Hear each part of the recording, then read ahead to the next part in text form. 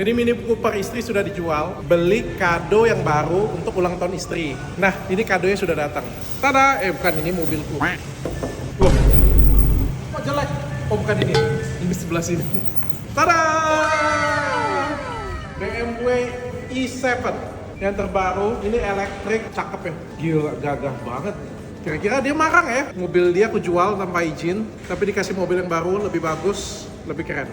Sebelum dicobain, platnya aku pesen khusus. Wah. Gimana cara buka ya?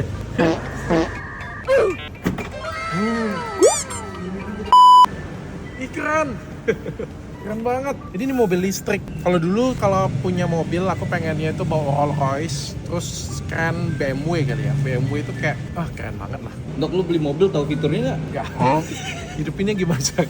Gue aja nggak tahu gimana cara pakainya, apalagi bini gue. Ini apa nih, volume ya? Gedein volume. Kalau ini assist view. Wah, ini jadi pajangan aja nih mobil nih.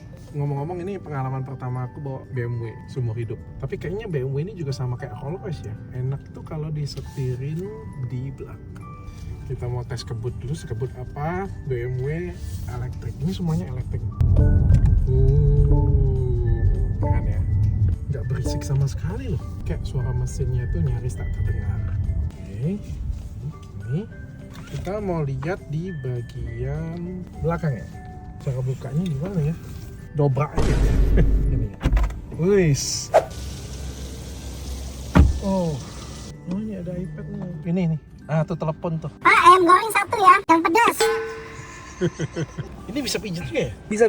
Jadi dia bisa itu shoulder, pinggang, pelvic. Nah, kalau yang ini kayak plus kayaknya. Plus kan? Plus point massage. Pressure, dok, pressure. Wah, ini pijitnya lebih berasa daripada Rolls Royce. Ini apa nih? Tether. Bentar, dok, Gimana jangan cara dari sini. Oh, dari sini. Ada ya. Gue norak. Kita tekan fall down.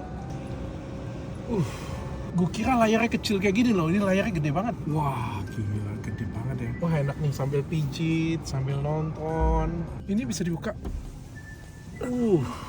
Wah. Ih, keren ya. Jadi bisa ngeliat bintang sambilnya. Kita mau parkir dulu, kita siap-siap panggil istri, terus kita kasih kado dia. Kira-kira dia seneng atau enggak ya?